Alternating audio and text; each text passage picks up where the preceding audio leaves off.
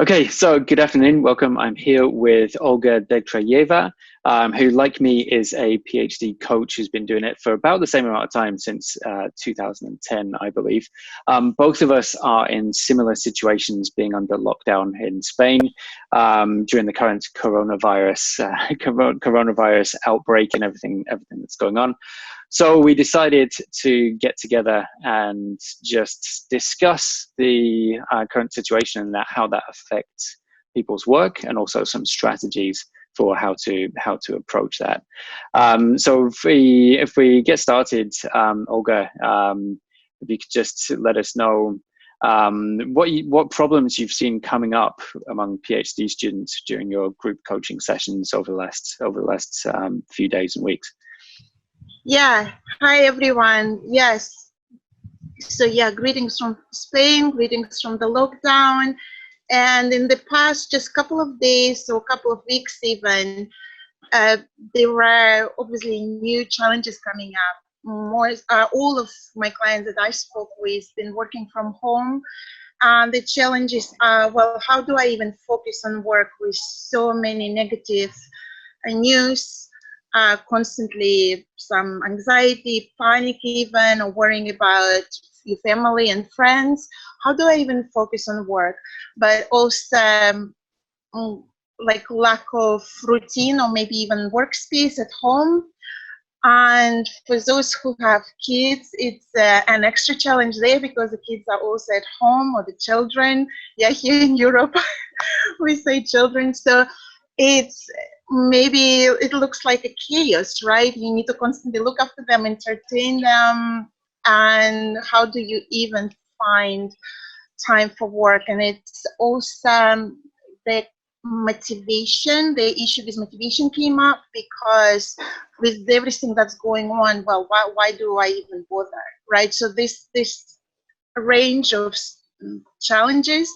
So I think it will be really good if we discuss them today, right? Absolutely.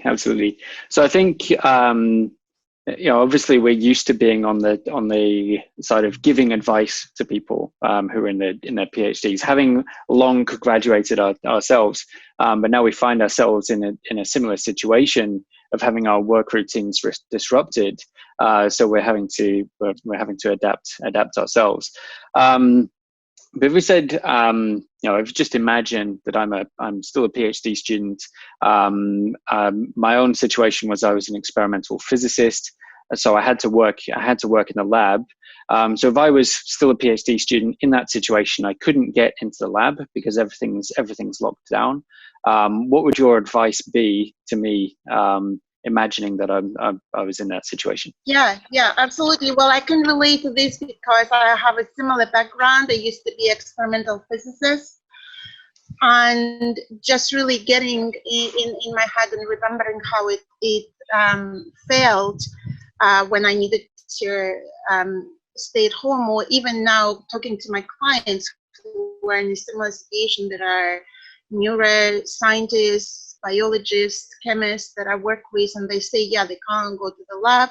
So, well, the first advice, or the first keyword that's surfacing is reprioritizing. So you really need to take stock of your priorities and really see, okay, what's not available right now, what can you let go of, but what should you really focus on? And of course, it's worrying right now. It's unknown situation, uncertain situation. But assuming in 2, 3, 4 months it is going to be back to normal, how do you want to surface on this other side? What do you want to put your attention to, even if it's going to be only 1 or 2 hours a day? Yeah, what is it? And it could be writing. Every scientist needs to write something, right? So today I saw a meme on the internet. Are you watching Netflix or are you writing? Okay, so there is obviously some space for Netflix. It could be a good boost for, make you laugh and forget everything. But this is there would be the key advice.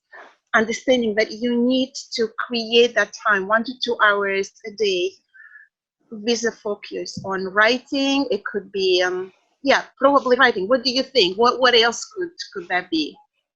For me, I think with writing, I often ask what people are writing for. Right, so students often feel the pressure to be writing all the time, and often in the form of thesis chapters or publications. Yes. But I always think that although writing is important, you don't necessarily need to be doing it always. Right? You need to have something worthy of sharing. Right? There is an exception to that if you need to practice writing. Right? You need to develop writing skill. But you don't need to be producing writing for an audience at all times.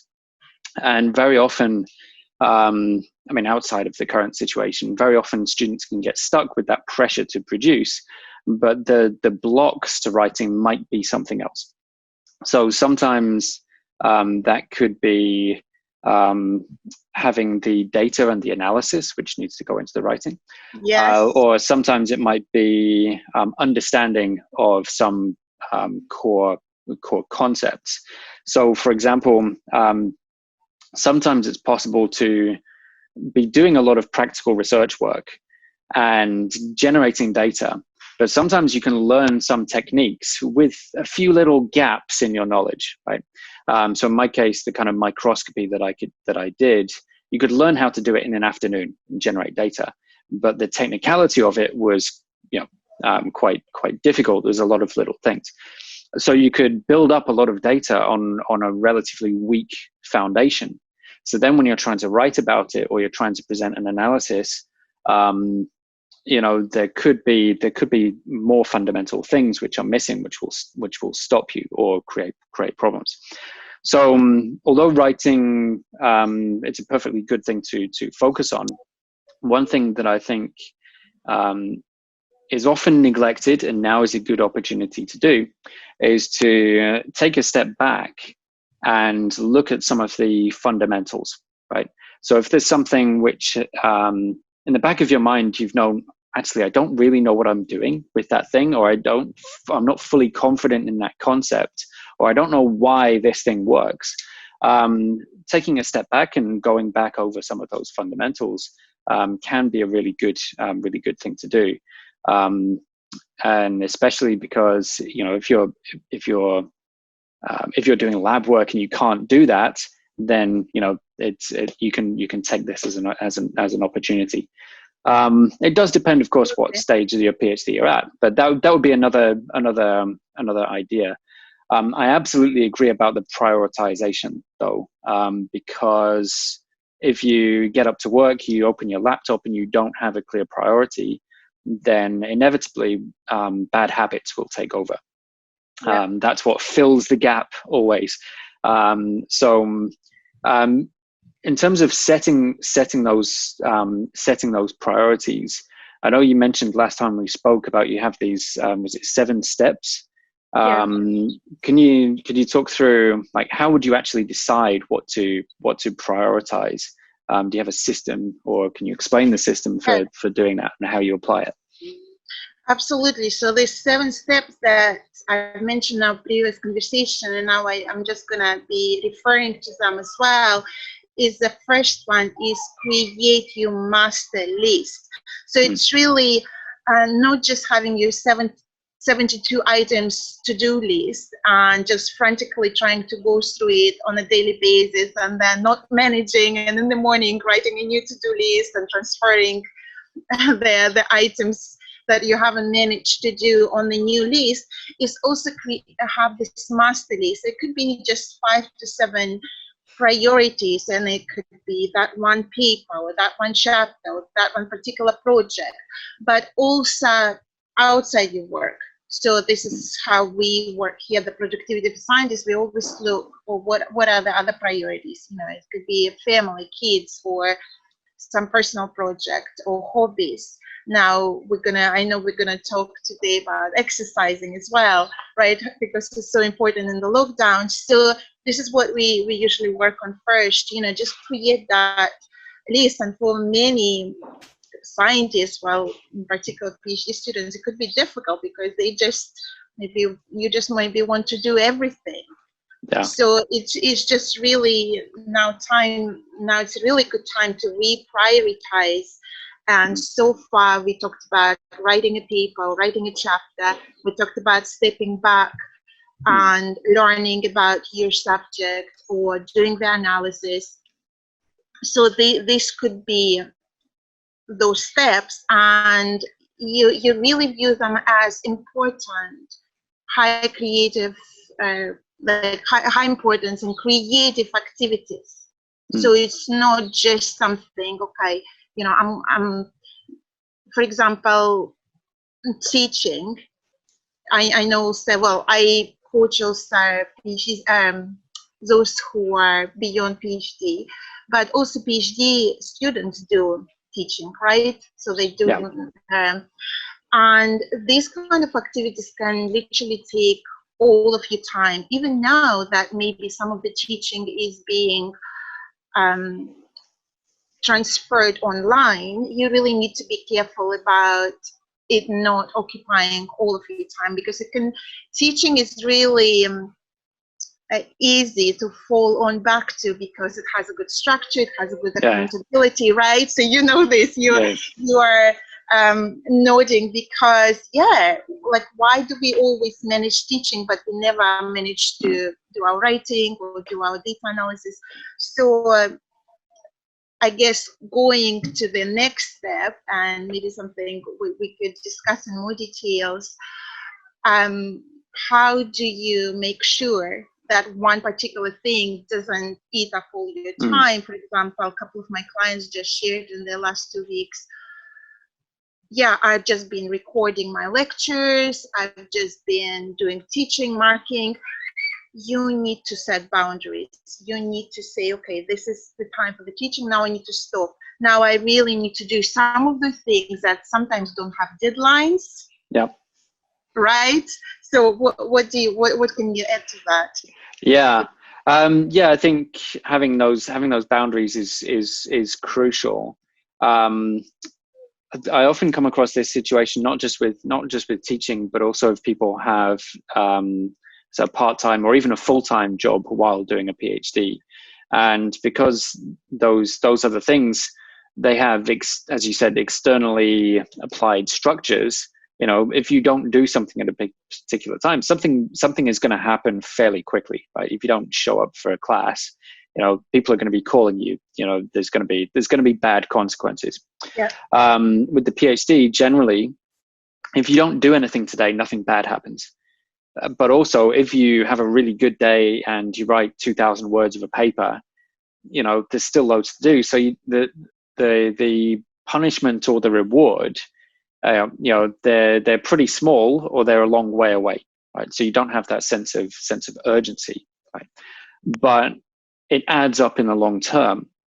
So it's really easy to prioritize the short-term important stuff over that longer-term stuff. Now, the way you approach it was saying, you have the teaching and you have the boundaries around that, and then you have to stop. I sometimes approach it the other way and say, well, okay, here's this long-term goal.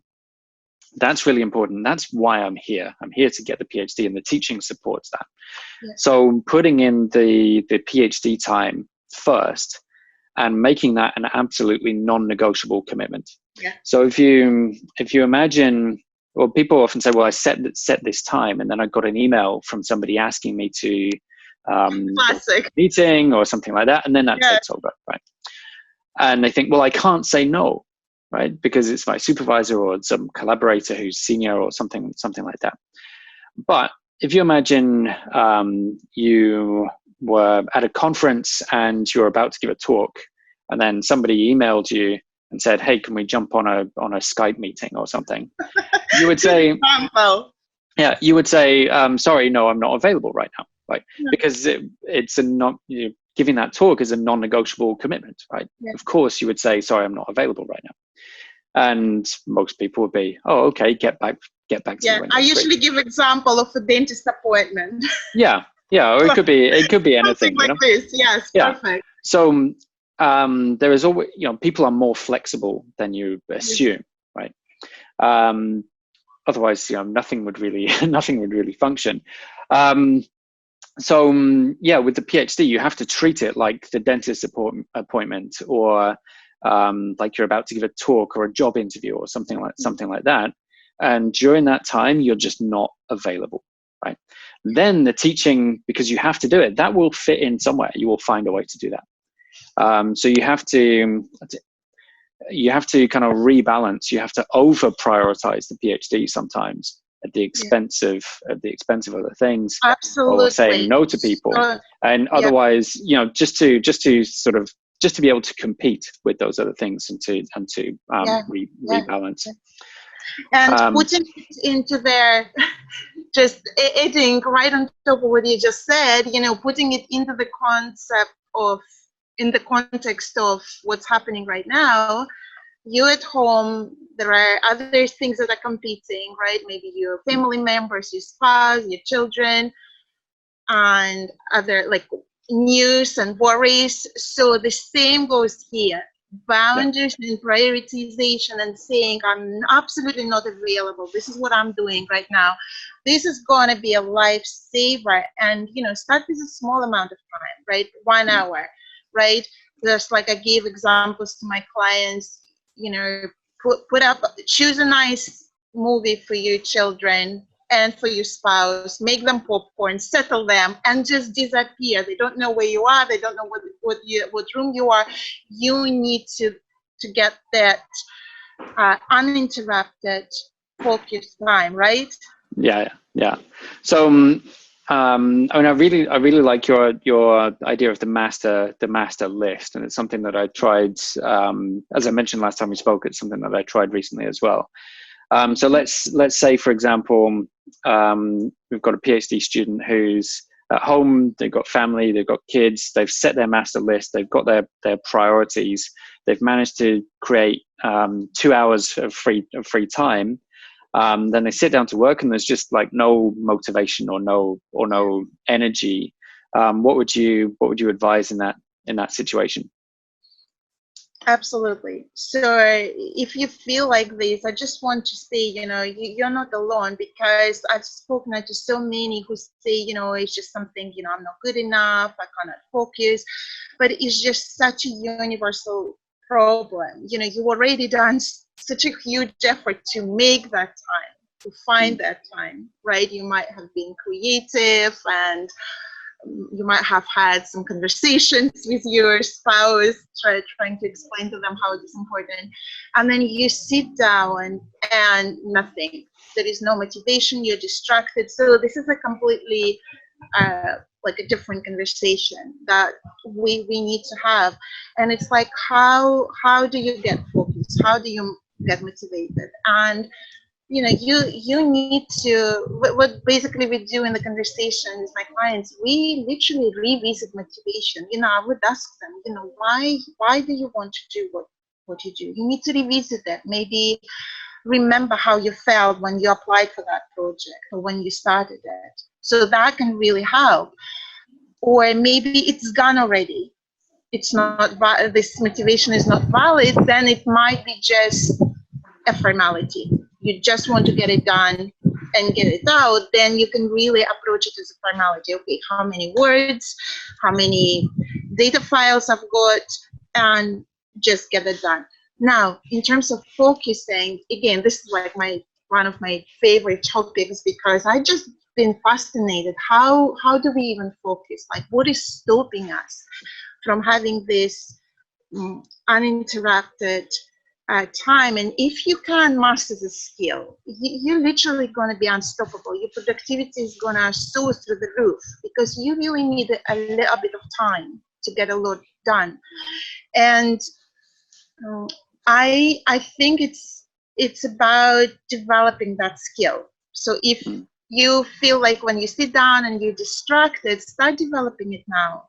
You need to put all, I call it no distractions, no interruptions time. And when I say no distractions, it's technology. So you literally need to switch them off, put them away. Even no internet, because often you just need, for writing, you just need maybe your notes and the screen. And right now, it's especially valuable, this approach, because we have this news, and a couple of people told me this week, you know, I sit down, my kids are somewhere with someone, I have this 1 or 2 hours, and I can't, because it's so much easier than just to go and check the news. Well, don't. Go and check the news. So it's a combination of discipline, motivation, and it's not about becoming a robot. It's about valuing this 1 hour time.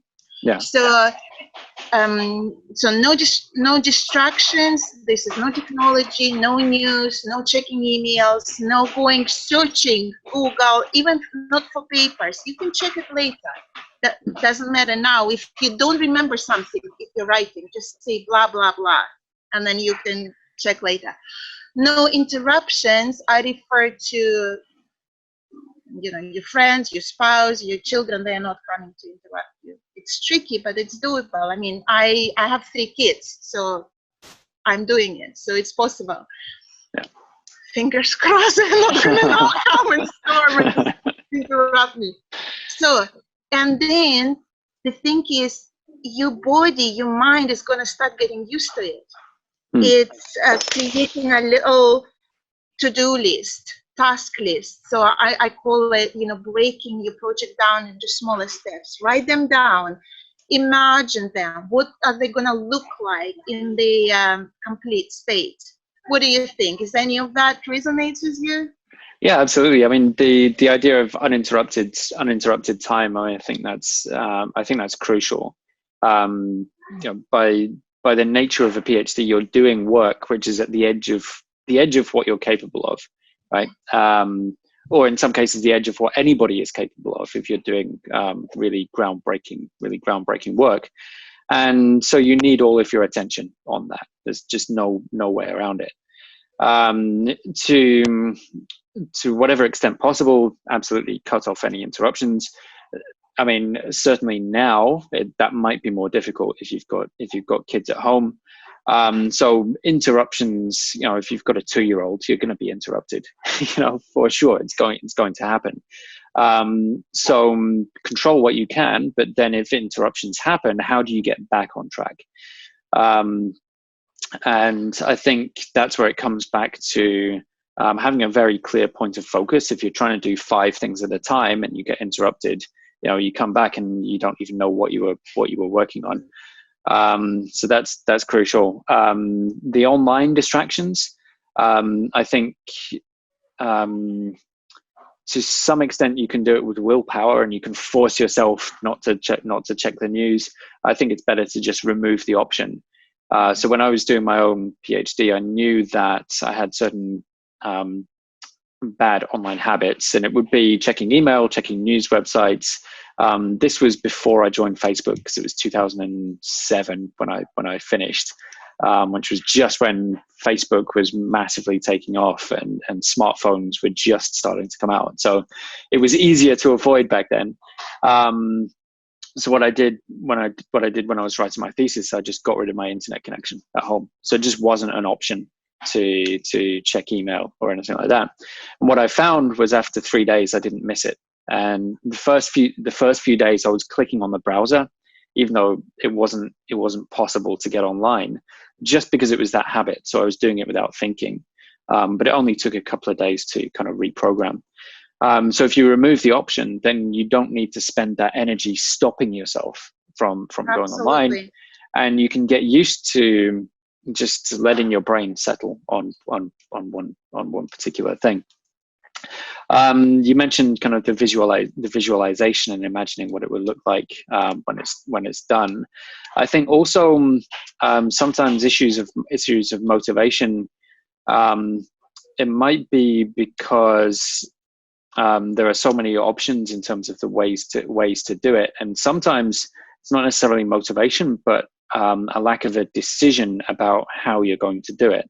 So you might have a clear point of focus in the sense that I need to finish this literature review. But then within that, there are a lot of choices about what you focus on, or what you leave out, or what you express in more detail. And those decisions, they take a lot of energy. And often people are kind of afraid to make those decisions. So often a lot of the questions people ask me, is it okay to leave this out, or is it okay to say a little bit less about this or more about this?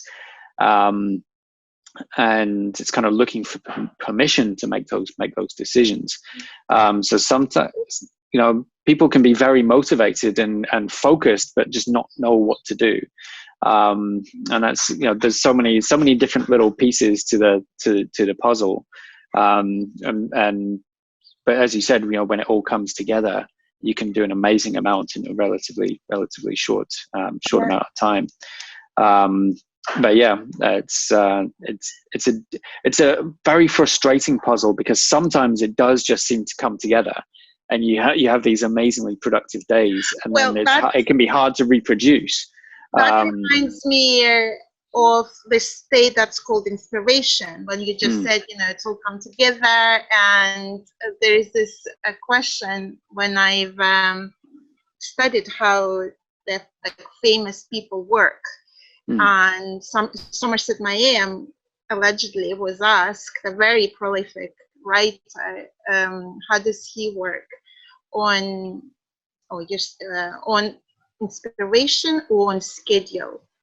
And he said, of course, I always work on schedule, but luckily inspiration comes every morning at 8 o'clock. And this is it.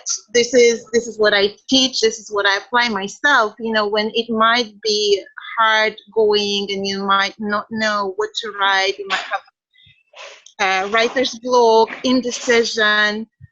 But if you just do it every day at the same time, in the same environment, and keep imagining this outcome, right? Keep asking yourself, what is the very next step? And so scheduling definitely works. I find it the most trickiest step. This is step number 2 that I teach. Schedule your key projects that many people say, well, I can't, because the moment I schedule, something pops up. So just be at it. The people around you will start getting used to your boundaries. It might be a couple of weeks, but they will know, okay, she always works at this time, he always works at that time, and they will start adjusting, right? And then your mind also starts to get used to it. Okay, now it's a time to focus. Now it's a time to put all the news and worries aside. So it's a very, very powerful step, but this is going already beyond time management, beyond productivity. It's what I call the mindset. So, and here we work a lot on it. This is my steps number 3 and 4. Understand what's in your way.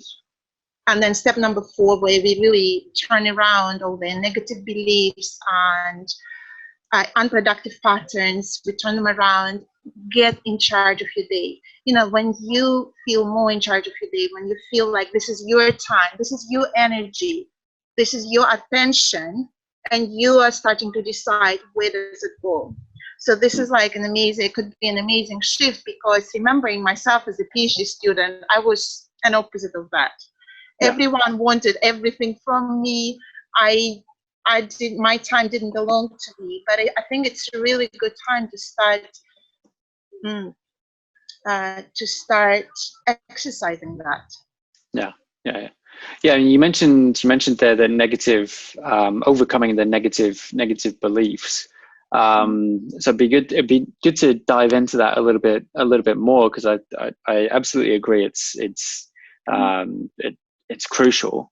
What I often find as a coach, being on the outside of somebody's situation, I can see, right, or I can understand okay, the way you're thinking of this, if you just think of it in a slightly different way, it'll make your life so much easier. And I can tell somebody, okay, think of it in this way. For example, when you're writing, don't worry too much about what the examiner thinks, right? Because if you focus so much on what you think they want, your own message gets lost, and you spend all your time worrying instead of thinking about what you want to say. So that kind of makes sense, and it's really easy for me to say on the outside, and a client can nod and agree and think it makes sense, but it's not really changing that deep inner fear. So how do you approach it? Do you have a way of getting people to address those fears that goes beyond just telling them to think of it in a different way? Yeah. It's about basically them realizing or writing down their beliefs, right? We don't even need to call them limiting beliefs. It's just the beliefs or the thoughts, right? Always going to take too long, or I've never finished anything I started. That was very often I heard from PhD students. And then we would look at those statements and say, well, wait a minute, you did masters, you finished it. So whatever you are thinking right now, it's not even true. And then I take it further and say, well, maybe some other of your statements are not even true. Can we look at them? One of the PhD students, I remember, she was part-time, and she said that it's been taking so long for her to do her PhD. So she started to think that maybe she's not good enough. She's not cut out for that. And then I helped her to recalculate it into the full-time PhD timeline, and it was just 3 years. Yeah, was not even long, because she needed to take time off, and it was part-time. It was she was doing it for 6 or 7 years, right? And so again, this was another one. This is not even true that it's taking you too long. It's normal. Yeah. Just another half a year or a year, and still the people then start to see themselves. Whatever I've been telling myself, whatever is that I am thinking on an everyday basis, and you might be getting up in the morning with those things, right? It's not helping you. So this is usually the biggest breakthrough we have in our work together. But then also there is an understanding then that whatever we are telling ourselves, and we might be believing it, and we might be slowing ourselves down, or we might be even stopping ourselves in our tracks. So just this morning, one of the participants, she was recruited to do a work on COVID-19, which is, and she's like, who am I to do this work? And we all just told her what are her unique abilities, what is she contributing to this project, and admitting that maybe she has some limitations, maybe she hasn't been on top of all the literature recently, but it doesn't mean that she's not good enough. So this is I find is the most powerful part of our work, is really because when I learned it, my coach, she used to say, when you've done this work, you're basically unstoppable, because most of the time we are stopping ourselves. Wouldn't you agree with that? Yeah, absolutely. Yeah. So I just want to bring it back a little bit towards the current situation and limitations, and kind of dealing with sort of the chaos. So far we've just talked about changes in routine and ways to cope with that, and having a little bit of lack of motivation, a little bit of lack of focus, or feeling a little bit overwhelmed. Those are kind of sort of everyday things. If somebody's really panicking, right, so really worried, and it's affecting everything, and it's kind of state of anxiety, not sleeping, all of these kind of things. What would you advise, or what would you ask in that situation? Well, it's hard. I just want to give that person a virtual hug. Yeah. I am a productivity guru, and a couple of days ago I was freaking out because we had some news here and I needed to make decisions. So, it's totally understandable. And just basically saying plainly today is that the sleep is important. The creating those, I call them creating those islands of calm and positivity is important. Again, taking care of yourself is even more important right now. By self-care has just been such a buzzword recently, but is super important right now. So what we've been brainstorming this couple of weeks, it's really minimizing how much you listen to the news. So the suggestion has been like twice a day, and that's it. And really becoming aware that it could be another bad habit, that you're constantly going in there, constantly basically even destroying your life because you're not able to do anything else. And if you're still worried about your friends and family, remember that advice we get on the airplane: put the oxygen mask on yourself first and then the others. Now it's valid to look after yourself so that you can help your, I need to look after myself so I can look after my kids, after my clients. So it's like super important, to be selfish, to be like, to have that self-care. And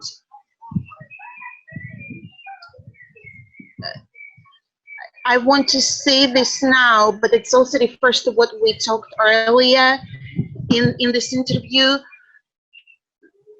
Reach out to others. This is what my clients been doing, saying we meet online at that time and we do something together, exercise together.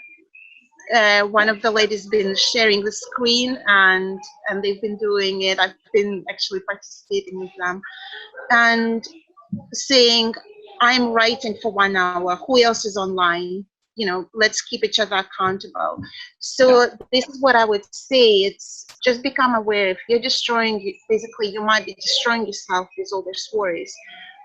What do you think? Yeah, so I think I think you touched upon all the key things, and the self-care, and also having that routine.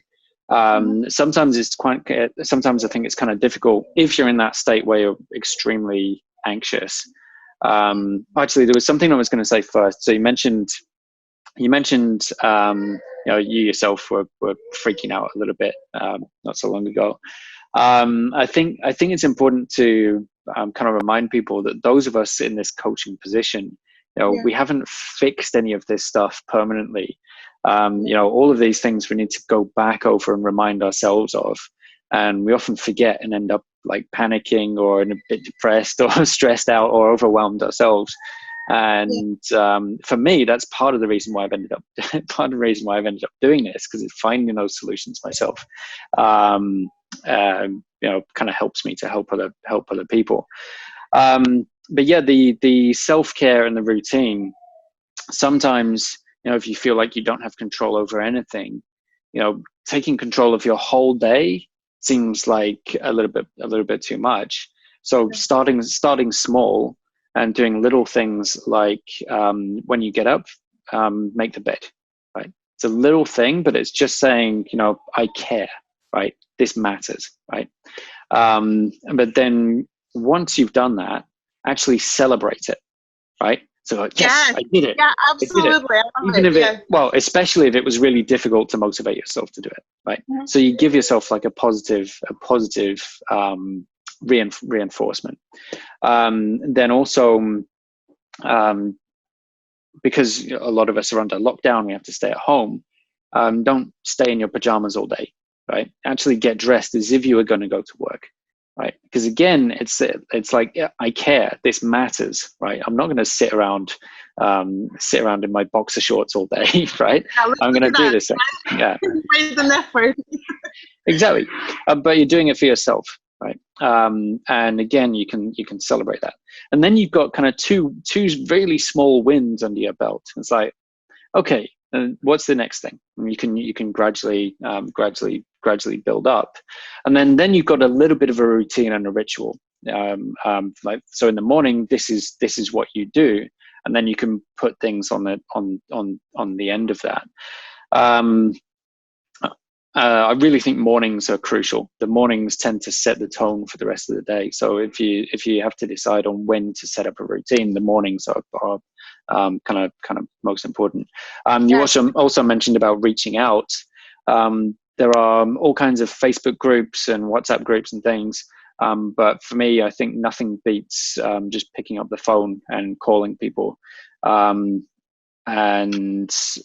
because if you're on Facebook and you see like everybody's posting so many millions of things, and it's easy to get sucked into that kind of anxiety-inducing flood of information and misinformation. Whereas if you just call somebody and find out how they're doing, it's more significant contact, right? And it just feels better, right? And you can connect in a way that's, I don't think it's really possible through Facebook chats and Facebook groups and that sort of thing. You also mentioned the exercise, which let's talk about it. Yeah. So for me, this has been really it's been tough because I usually run a lot, and that's kind of my go-to habit for stress relief and just general kind of health and well-being. And that time when I spend running, like I never run with music or a podcast or anything. It's just time to think, right, away from all this incoming information. Now I can't do that. We're not allowed in Spain. We're not allowed to go out for a run. We can only go to the supermarket. So that's a real challenge. I've been trying to do yoga, pretty much every day, doing guided lessons. I haven't tried the online group exercises yet. But yeah, that's something that I haven't quite put into a routine yet. So as I'm speaking, I'm kind of solving my own problem. I need to make it much more of a regular thing, and trying to somehow fit in some cardio as well, like running up and down the stairs or something. But so yeah, what are your thoughts on the? Well, I think it's valuable for our listeners to see that we are still figuring it out as we speak, because it is a new situation, and you only 2 weeks ago, I couldn't believe we were going out. We went kayaking 2 weeks ago. We went on the beach. It's 50 meters from here, and all these things. And just literally overnight, it was decided, and we were put in the situation. So after this conversation, I'm going to join. This is just the latest I know. So it's really personal, each of them suggests like an exercise routine each day, and then we just follow it. So this has been amazing. In my other groups, the ladies just been sharing their websites that they follow, so at least they know that someone else is also doing this.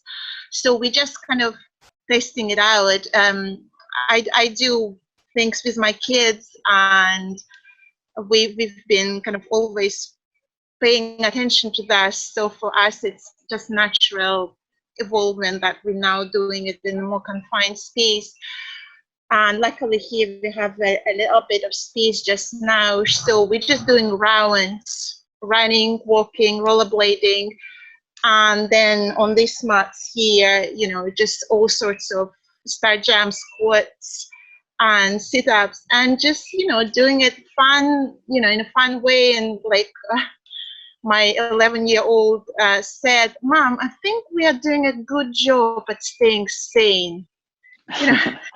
This is so like, we are doing it to stay sane, but we are doing it in a good, kind of fun way. And I think those of listeners who have slightly older children, in this age range, 11, 10, 11, 12, you could do a lot of things together and in a fun way. And if it's smaller kids, again, there are so many online resources. Put up like cosmic yoga, put it for them, do something as well in the background. So I hope this conversation, which is quite raw and we are still figuring it out ourselves, it's an inspiration for those who listen to this.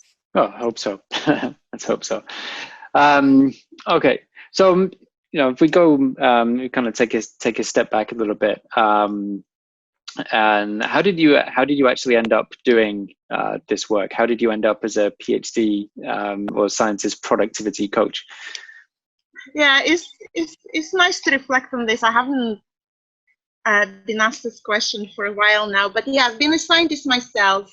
My mom was a scientist. I always kind of expected to be a scientist, and been for 15 years in the high pressure physics and crystallography, and it was interesting. It was fun, even because we always had something new that we observed, because we were squeezing materials under high pressure.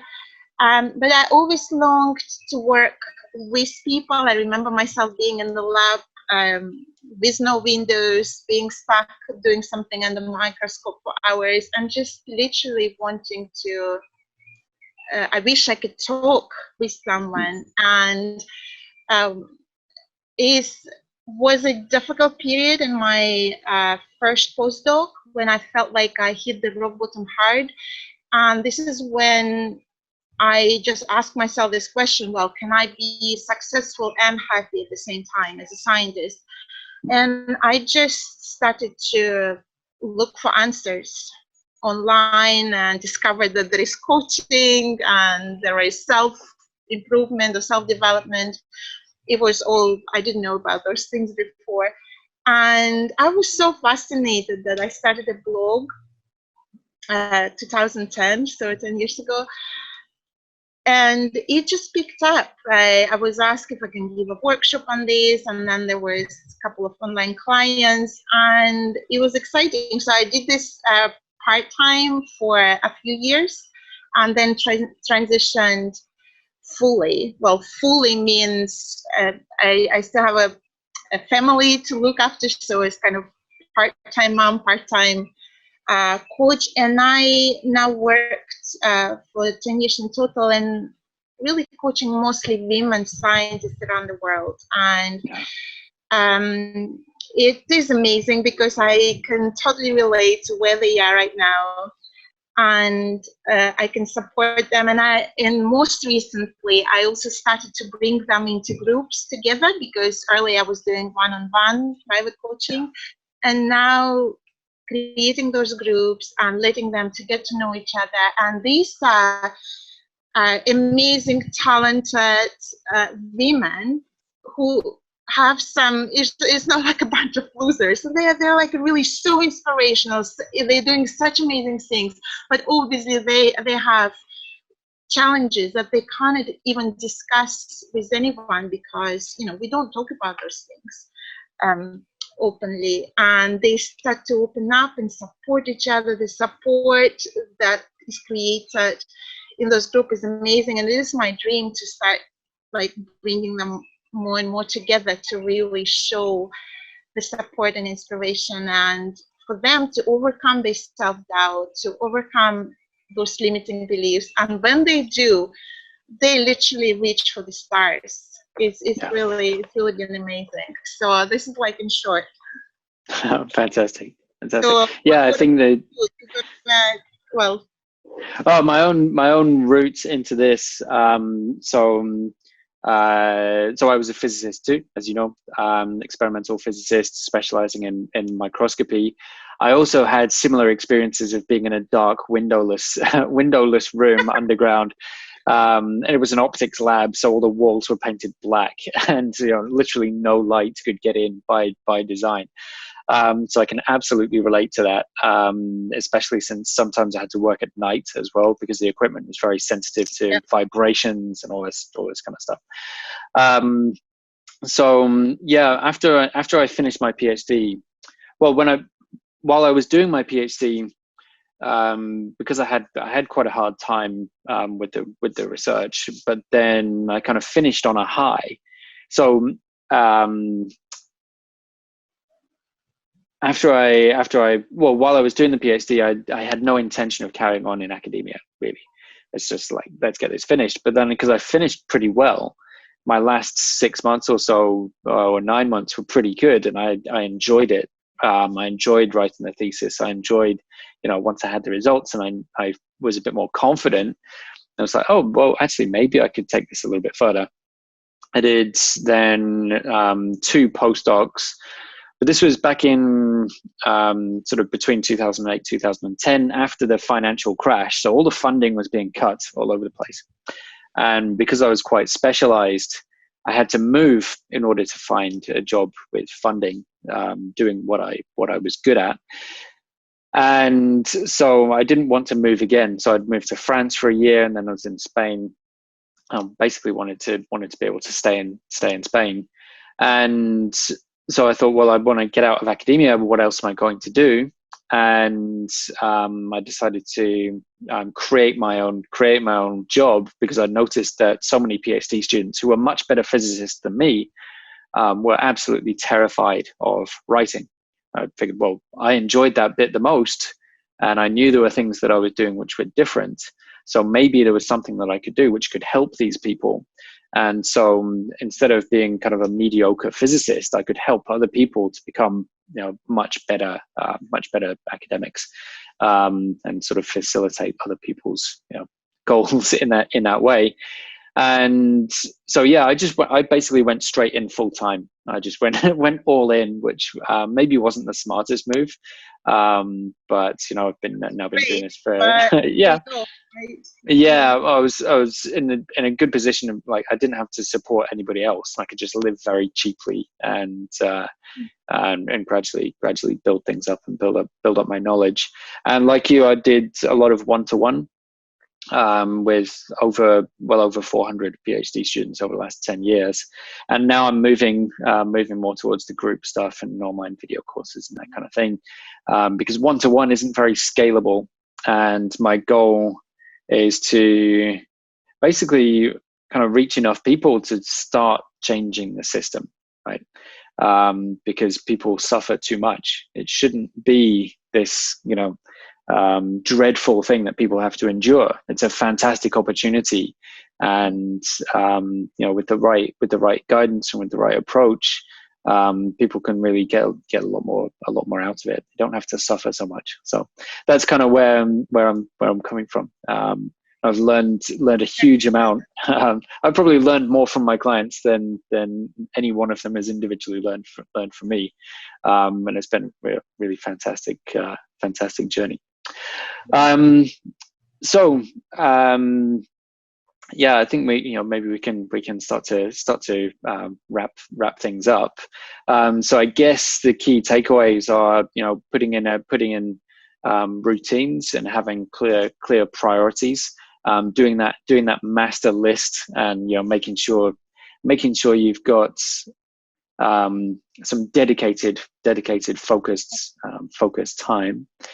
And then also connecting with people, making sure you don't get too isolated.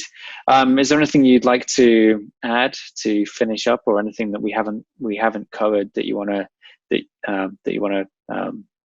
put out there into the world? Well, just kind of looking back at everything we talked, and when you were speaking about like celebrating, you said celebrating, and I was like, yes. I couldn't believe you said this word, because like we celebrate religiously everything in our group calls, in our like kind of reviews of what's done, because this is just not enough of that in our society, because we constantly are focused on what is it that we haven't done yet, and what we still need to do.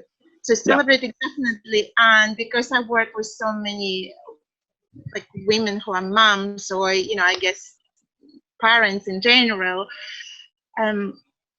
And I just heard from one, well, I just feel like I haven't done much. And I'm like, you're not allowed to say this word. As a mom of two, it's not possible that you have not done enough. So what we do is like I make them acknowledge everything that they've done. Even if they haven't found the time for work, acknowledge everything you've done. Even with all this craziness recently, you know, acknowledge what you have faced, what difficulties you have faced, what short notice things that you needed to organize. Acknowledge it all.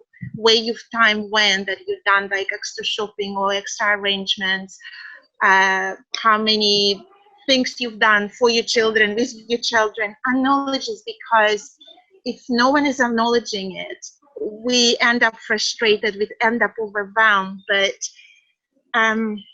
you know, walking around and just knowing, yeah, I've done this, so will give you a completely different perspective on your day, and then you will start slowly shift it to finding a little bit more time for your work as well. So just like a little comment there, because I find it so important.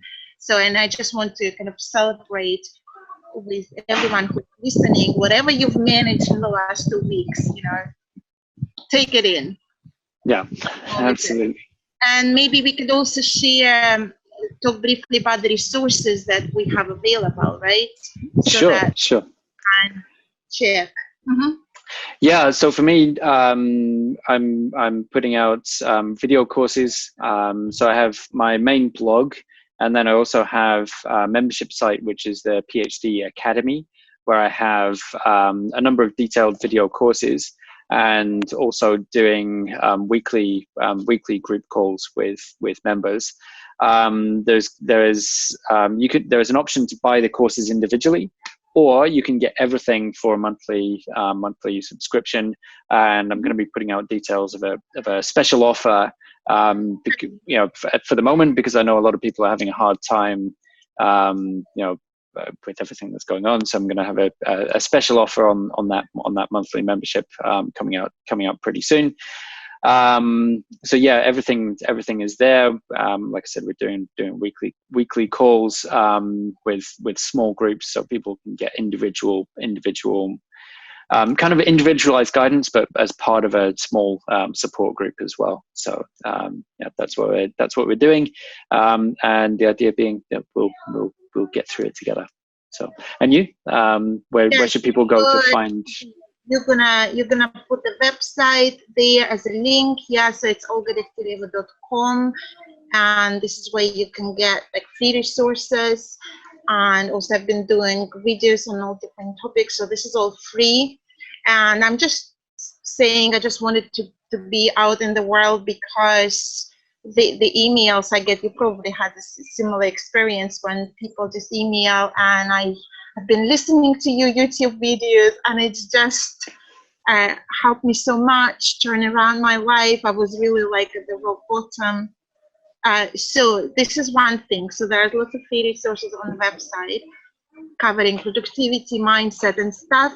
So when you get them, you will be subscribed. And if this time you like what I'm doing, there are more kind of advanced, this group coaching programs that I run several times a year, and the private coaching program. This is where we just we focus on transformation from feeling procrastinating, overwhelmed, to really feeling in charge, really feeling like you're productive, you're on top of your priorities, you are in control of your day. So this is what we do, like 4 months programs. And like you said, special offer, I'm also putting it out as of this week. It's an online course, so start writing and get it done. So I assume that all the links are going to be there, right? Yeah, we'll put all the links in the description. Yeah. Okay. Well, thank you very much for your time. I'm going to celebrate the fact that we've done this, because for me, I've been doing too much on my own for too long, and it's really good to connect with people. So I think it's a really, you know, this has been a really good experience, and I hope we can do it again. And yeah, just to wrap up by wishing everybody well. This situation, it will pass. So thank you to you, Olga, and to everybody else. Thank you for your time, and we'll see you again soon. Thank you. Yeah, that was fun. That was really, really interesting. Okay. All right. Okay. Done.